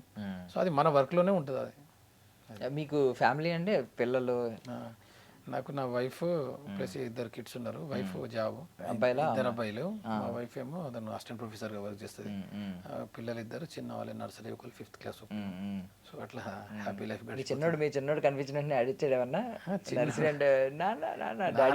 థియేటర్లో వాడిది రచ్చ, ఇంటికాడ వాళ్ళ ఫ్రెండ్స్ వస్తే మా డాడీ అని చెప్తా ఉంటాడు, వాడు ఇద్దంతనే ఉంటాడు కానీ వాడు సినిమాలు చేశాడు. ఏమంటాడు మా డాడీ హీరో అంటాడా? లేదు, వాడు పుట్టినప్పటి నుంచి నేను మీకు చెప్పలే కదా అసలు విషయం, వాడికి అయాన్ అని పేరు. సో నేను పుష్ప షూట్ లో ఉన్నప్పుడు పుట్టాడు వాడు. ఓకే. సో అప్పుడు నా పెద్ద అబ్బాయి పేరు శ్రేయాన్. సో వీడు శ్రేయాన్ కదా, వీడికి ఏం పెట్టాలి అని చెప్పేసి యాక్చువల్లీ నేను సుకుమార్ సార్ మీద ప్రేమతో సార్ పేరు ఏదో పెడదాం అనుకున్నా. సో శ్రేయాన్కి సుకుమార్ సార్కి సెట్ అవ్వట్లేదు. సో ఏం చేయాలి, అప్పుడు శ్రేయాన్ అయాన్, అప్పుడే అల్లు అర్జున్ గారు కూడా అప్పుడే అబ్బాయి పుట్టాడు, ఆయన అయాన్ అని పెట్టుకున్నాడు. సో శ్రేయాన్ అయాన్ సెట్ అవుద్దని నేను అయాన్ పెట్టేసుకున్నాను. ఎందుకంటే పుష్పలో షూట్లో అప్పుడు చేస్తున్నాను, ప్లస్ వీడు పుట్టాడు, అది సెట్ అవుద్దని జస్ట్ ఆ సినిమా మీద ప్రేమతోటి నేను అయాన్ అని పెట్టుకున్నాను చిన్నోనికి. అల్లు అయాన్కి మీ అయాన్కి ఎంత డిఫరెన్స్ ఎంత ఉంటుంది? Age maybe same year, months ఉంటుంది అప్రాక్సిమేట్లీ అంతే. ఓకే. వితిన్ 1 month అలా గ్యాప్, మేబీ 6 months మేబీ ఉండొచ్చు అప్రాక్సిమేట్లీ. సో అలా వాడికి అలా జరిగింది. అది యాక్చువల్లీ ఏంటంటే సుకుమార్ సార్ పెడదాం అనుకున్నా, సుకుమార్ సార్ని పెడదాం అంటే అది పెద్దోడికి వీడికి సింక్ అవ్వట్లేదు. సో ప్లస్ సార్ పేరు కొద్దిగా ఓల్డెస్ట్ ఉంటుంది కదా, సో మేబీ ఇది ఈ అయాన్ అంటే సెట్ అవుద్దని శ్రేయాన్ అయాన్ అట్లా ముందుకెళ్ళాం. మరి అయాన్ని చూసారా, మనోడు స్టార్ అయిపోయాడు మొత్తం. అంటే ఎప్పుడు మేమర్స్ కి కంటెంట్ ఇస్తా ఉంటాడు, మంచి క్రేజీ పనులు చేస్తా ఉంటాడు అల్లు అర్జున్ సార్ వాళ్ళ అబ్బాయి. సో మీ వాడు కూడా అంతేనా, అలాగే ఉంటాడా ఆ పేరుకి తగ్గట్టు? పేరుకి తగ్గట్టు ఉంటాడు. మావాడు కూడా ఆల్రెడీ 2 సినిమాలు చేయించా. ఓకే. 2 సినిమాలు చేయించా. ఒకసారి ఏమో మన పెద్ద అబ్బాయి కనుకుంటా, మన అల్లు అర్జున్ గారి అమ్మాయి ఏదో చేసింది ఒక సినిమా, శాకుంతలం. దానికి కూడా మనోడికి అడిగారప్పుడు అన్ఫార్చునేట్ ఆడికి హెల్త్ బాగాలేకుండా ఫీవర్ వాట్ ఎవర్, సో ఆగిపోయింది. సో అది అక్కడికి అయిపోయింది. లేకుంటే పెద్దోడు కూడా వాళ్ళతో ఫ్యామిలీతో గెట్ టుగెదర్ అయ్యేవాడు. అసలు అన్ఫార్చునేట్ అంటే జరిగింది. మీ చిన్నోడు కూడా ఆర్టిస్ట్ చేశాడు. చిన్నోడు 2 సినిమాలు చేశాడు ఇప్పటికి. నాగశౌర్యతో ఒక సినిమా చేశాడు, ఇంకోటి ఏదో చేశారు, అది రిలీజ్ కాలేదు. బట్ ఇప్పుడు వాళ్ళకి చేయనియట్లేదు. ఎందుకంటే ఇప్పుడు వాళ్ళకి తీసుకెళ్లాలంటే మా టైం బాగా వేస్ట్ అవుతుంది. సో వాళ్ళు పెద్ద అయిన తర్వాత చూసుకుంటారు, వాళ్ళ ఇష్టం వచ్చినట్టు వాళ్ళు వెళ్తారు. అది మనం వచ్చిన రూట్లో వాళ్ళు వెళ్ళాలని ఏం లేదు కదా. సో అందుకే ఎవరి ఇష్టం వాళ్ళది. పెద్దోడు క్రికెట్ అంటే ఇష్టం, వాడు క్రికెట్ వెళ్ళిపోతున్నాడు. వాడు రోజు మార్నింగ్ 5కి లేచి వెళ్ళిపోతాడు. చిన్నోడైతే ఇంకా ఇప్పుడు చిన్నోడే కాబట్టి అలా. సో మీ లైఫ్లో మంచి మంచి మూమెంట్స్ ఏంటంటే, ఒక సుకుమార్ గారు లాంటి వ్యక్తితో అసోసియేట్ అవ్వడం, మీ ఫ్రెండ్ ఈరోజు పెద్ద స్థాయికి వెళ్ళి ఆయనతో మళ్ళీ మీరు అసోసియేట్ అవ్వడం, వీటితో పాటు సందీప్ రెడ్డి వంగ అనేది ఒక సంచలనం. ఆ పేరు ఒక ఆటమ్ బాంబ్ లా చూస్తున్నారు మన వాళ్ళు. ఏదో న్యూక్లియర్ బాంబ్ పేలితే ఎంత ఎఫెక్ట్ వస్తుందో ఆయన 2 సినిమాలు తీసినప్పటికీ ఆ ఎఫెక్ట్ క్రియేట్ చేశారు, ఆ ఇంపాక్ట్ క్రియేట్ చేశారు. సందీప్ రెడ్డి వంగ గారితో నెక్స్ట్ అసోసియేషన్ ఎలా ఉంటుందని ఎక్స్పెక్ట్ చేస్తున్నారు? అంటే మెయిన్ అది పెద్ద డైరెక్టర్ కదా, సో నా లాంటి వాళ్ళ పైన అలా కాన్సన్ట్రేషన్ ఉండదు, సో తక్కువ ఉంటుంది. మాకేంది సెకండరీ క్యారెక్టర్స్ కాబట్టి, బట్ మాకు సెలెక్షన్ చేసింది సారే. ఇప్పుడు స్పిరిట్లో మాకు దగ్గర 6 మంది 7 మందిని సారే సెలెక్ట్ చేశాడు స్పెషల్గా ఉండాలని చెప్పేసి. సో ఆ స్పెషల్ 6-7 మందిలో నేను ఒకరిని. సో అది ఎలా ఉంటుంది అనేది నెక్స్ట్ స్పిరిట్ షూట్కి పోతే నాకు కూడా అర్థమవుతుంది. అది ఒకటి. ప్లస్ ఇంకోటి సినిమా చేశాను నేను, ఇప్పుడు లేటెస్ట్గా వస్తుంది బ్లాక్ గోల్డ్ అని చెప్పేసి. అది చింతకాయల రవి డైరెక్టర్ యోగి గారు చేశారు అది. ఓకే. సో సంయుక్త మీనన్ గారు మెయిన్ లీడ్ అందులో. సో అందులో కూడా ఒక మంచి క్యారెక్టర్ చేశాను మొన్న, అది కూడా తొందరలో రిలీజ్ ఉంటుంది. సో అది మంచి సినిమా. అందులో నేను సెక్యూరిటీ గార్డ్ క్యారెక్టర్ చేశాను, బట్ నాది చాలా మంచి రోల్ ఉంది, మంచి డైలాగ్. మొన్న ఇంకా డబ్బింగ్ చెప్పలేదు, వెయిటింగ్ ఫర్ డబ్బింగ్. అదొకటి. ఇంకా రిలీజ్ కూడా ఇంకా ఇప్పుడు జేడి చక్రవర్తి గారితో ఒక సినిమా చేశాను, అది కూడా ఇప్పుడు తొందరలో 5 లాంగ్వేజ్లో వస్తుంది. అది నేను తనిఖీల భరణి గారు ఇద్దరం కాంబినేషన్ చేశాము. అది కూడా మంచి. ఇవన్నీ ఇప్పుడు నాకు ఇప్పుడు ముందు black and white Praveen Sattar గారితో, నేను కృష్ణ చైతన్య హీరో గారు ఇద్దరం కాంబినేషన్ చేశాము, మధునందన్ గారు అందరం కలిసి. అవన్నీ ఇప్పుడు నెక్స్ట్ అలరించబోతున్నాయి. అవి వాటితో నాకు మంచి పేరు వస్తుందని నేను ఎక్స్పెక్ట్ చేస్తున్నా. ఎందుకంటే ఇన్ని రోజులు చేసినాయి అని చిన్న చిన్న క్యారెక్టర్స్. సో ఇప్పుడు అన్ని లీడ్లు అడుగుతారు. ఇప్పుడు లేటెస్ట్గా కూడా మళ్ళీ సిద్ధు జొన్నలగడ్డ గారిది ఇప్పుడు వెబ్ సిరీస్ అవుతుంది. ఆల్రెడీ కాల్ వచ్చింది నాకు, డేట్స్ కూడా అడిగారు. సో ఇట్లా ఇప్పుడు ముందు వచ్చేటి అన్ని మంచి పాత్రలు, లెంతీ రోల్స్ పేరు తెచ్చిపెట్టే వస్తాయని నేను ఎక్స్పెక్ట్ చేస్తున్నాను 100%. బట్ మేమేం ఎక్స్పెక్ట్ చేస్తున్నాం అంటే స్పిరిట్ సినిమా మిమ్మల్ని అంటే ఒక నటుడిగానే కాకుండా ఒక అభిమానిగా, సినిమా ప్రేమికుడిగా కూడా అలరిస్తుంది. బికాజ్ ఏంటంటే అందులో కూడా పవర్ఫుల్ పోలీస్ ఆఫీసర్ ప్రభాస్ గారు కాబట్టి. సో అది కూడా మీకు మళ్ళీ ఒక ఫుల్ మీల్స్ పెట్టిన సినిమా అవుతుంది. చూద్దాం, అది మనం చెప్పలేము కదా. అంటే సందీప్ రెడ్డి వంగ సార్ అంటే ఆల్రెడీ మార్కెట్లో క్రేజీ, సో అద్భుతంగానే ఉంటుందని ఎక్స్పెక్ట్ చేస్తున్నాం మనం అయితే. ఆ విధంగా లైఫ్ టైం డ్రీమ్ ఏంటండి? నేను ఒకటి చెప్పాలి, లైఫ్ లో ఏ ఆశయం పెట్టుకోవద్దు. అంటే నా ఫ్లో అన్న ఏమి పెట్టుకోవద్దు. ఎందుకంటే మనం ఇండియాలో ఉన్నాం, మనం అనుకున్నవి ఏవి జరగవు. సో జరిగిన దాంతో హ్యాపీగా ముందుకు వెళ్ళిపోవడమే. ఏ రోజు ఏ విధంగా లైఫ్ ఉంటుందంటే మనం అసలు రేపు అనేది లేదు నా దృష్టిలో. ఈ రోజే లాస్ట్, రేపు ఉందని బతుక్కుంటే వెళ్ళిపోవడమే లైఫ్ అంతే. అదేంటి అలా అన్నారు, ఇండియాలో ఉన్నాం మనం అనుకున్న ఏం జరగవని? అంటే అలానే జరగవని అంటే ఇప్పుడు మన దగ్గర పబ్లిక్ ఎక్కువ, అవకాశాల శాతం తక్కువ. ఇప్పుడు ఎగ్జాంపుల్ నువ్వు ఎంత కష్టపడి చదివినా కూడా, ఇప్పుడు ఎగ్జాంపుల్ ఒక 100 పోస్టులు పడితే 1,00,000 మంది రాస్తారు. సో నువ్వు ఎంత కష్టపడినా 100లో ఉండాలి కదా. సో నేనేమంటానంటే నీ లైఫ్ని నువ్వు బెటర్గా ఏ విధంగా చేసుకోవాలో వెళ్ళిపోవడమే. ఇప్పుడు ఒక నచ్చిన పని చేస్తున్నావు. నేను జాబ్ జాయిన్ అయ్యేటప్పుడు నేను అంటే ఎవరైనా కూడా మన చదువుకు తగ్గ ఉద్యోగం కావాలని అనుకుంటారు ఎవరైనా. సో అప్పుడు మనకు దొరకలేదు, కానీ నేను అప్పుడు జాయిన్ అయినా నా పని నేను ఇప్పుడు హ్యాపీగా చేసుకుంటే నాకేం ప్రాబ్లం లేదు. కాకపోతే ఒకటి ఉంటుంది మైండ్లో, నా చదువుకు తగ్గ పని నేను చేయలేకపోయినానే, నా ఫ్రెండ్స్ అందరూ ఒక రేంజ్లో ఉన్నారు, నేను ఎందుకు ఇట్లా అయిపోయినా. ఆ కాన్సెప్ట్ వల్లనే నేను ఈ రోజు కూడా ఇంకా పోరాడుతూ ఉన్నా. సో నాకు అవసరం లేదు, మామూలుగా హ్యాపీగా ఉద్యోగం చేసుకుంటే నాకు మా మేడం ఇద్దరం జాబ్సే, ఇద్దరం హ్యాపీగా నడుస్తుంది. కానీ ఏదైనా సాధించాలి ఇంకా, అది నాకు ఎప్పటికీ ఉంటుంది. దాని ప్రకారమే వెళ్తున్నా. ఈరోజు నేను దగ్గర 5 years నుంచి నేను మ్యాక్సిమం సక్సెస్ అయినానే అనుకుంటున్నాను నేను. సో ఇంకా ముందు అయితే హ్యాపీగా పెద్ద సినిమాలు ఇంకా చేస్తాను, మంచి క్యారెక్టర్ చేస్తానని 100% హోప్ తోటి అయితే ఉన్నాను నేను. సో ఆ విధంగానే ఇండస్ట్రీలో కూడా మంచి PR మెయింటైన్ చేస్తున్నాను నేను. కానీ మంచి సినిమాలు చేస్తున్నారు, మంచి డిపార్ట్మెంట్లో బాగా పనిచేస్తున్నారు, చాలా బ్యాలెన్స్ చేస్తున్నారు లైఫ్ని.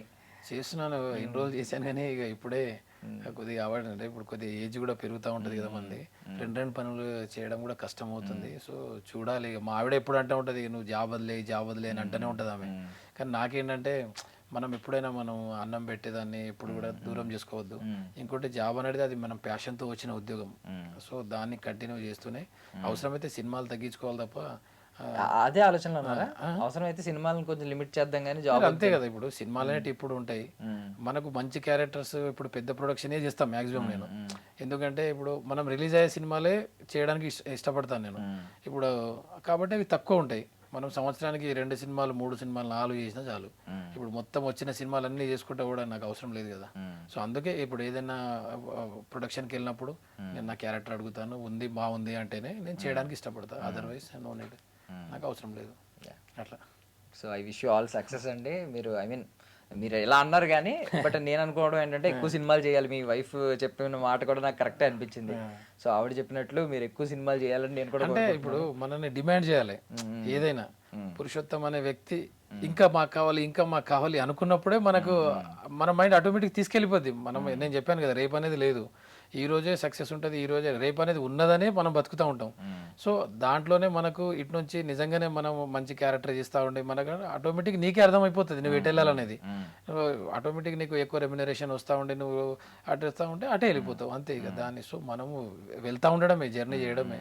సో దాని ప్రకటి మనం ముందుకు వెళ్ళాలి అంతే. సో ఎలాగో అప్కమింగ్ లైనప్ కూడా చెప్పారు కాబట్టి మీకు మంచి పేరు తీసుకురావాలి ఆ సినిమాలని నేను కూడా మనస్ఫూర్తిగా కోరుకుంటున్నాను. Thank you sir. I wish all success. మీరు మళ్ళీ రావాలి ఇంటర్వ్యూస్కి, మిమ్మల్ని మీరు చాలా ఇంటర్వ్యూస్కి రావాలి, మేము డిమాండ్ చేయాలి. మీరు అన్నట్టు క్యారెక్టర్ డిమాండ్ చేయాలి, అవును, ఛానల్స్ డిమాండ్ చేయాలి రమ్మని. అవును అవును. ఎక్కడ కూడా మనల్ని ఎవరు మనం పని చేస్తా, నేను చెప్పాను వర్క్ ఈజ్ వర్షిప్, పని చేస్తా ముందుకు వెళ్తా ఉంటేనే ఆటోమేటిక్ మనకు పిలుపు అనేది వస్తూ ఉంటుంది. ఇప్పుడు నేను మామూలుగా ఉద్యోగం చేస్తూ ఉంటే నేను మీరు ఎందుకు పిలిచేవాళ్ళు? సో మనం పని చేస్తూ ఉంటేనే కదా మనకు కాల్ వస్తుంది. సో అదంతే ఇక అది చేసుకుంటూ వెళ్ళిపోవడమే. థ్యాంక్ యూ సో మచ్ అండి. I wish you all success. Thank you so much for coming. Thank you అండి. Thank you so much. And for more videos, Please subscribe to iDream. Please subscribe to iDream. Please subscribe iDream. And please subscribe to iDream. For more videos, subscribe to iDream. please like, share, and subscribe to the channel. Congratulations, iDream. Subscribe to iDream. Subscribe to iDream. So subscribe to iDream Media. iDream ki iDream team andarki huge congratulations. Please subscribe iDream Media. Please subscribe to iDream. Subscribe iDream. Please subscribe to iDream. iDream అంటే నా కళల channel subscribe చేసుకున్న నోరు తిరుగుతలేదు, మీరైతే గంట గుర్తు కొట్టండి. For more such videos, please subscribe to iDream. Subscribe to iDream. Please subscribe to iDream. Please subscribe iDream Media. Please do subscribe to iDream. Please subscribe to iDream Media. For best entertainment and information, please subscribe iDream. And don't forget to subscribe to iDream.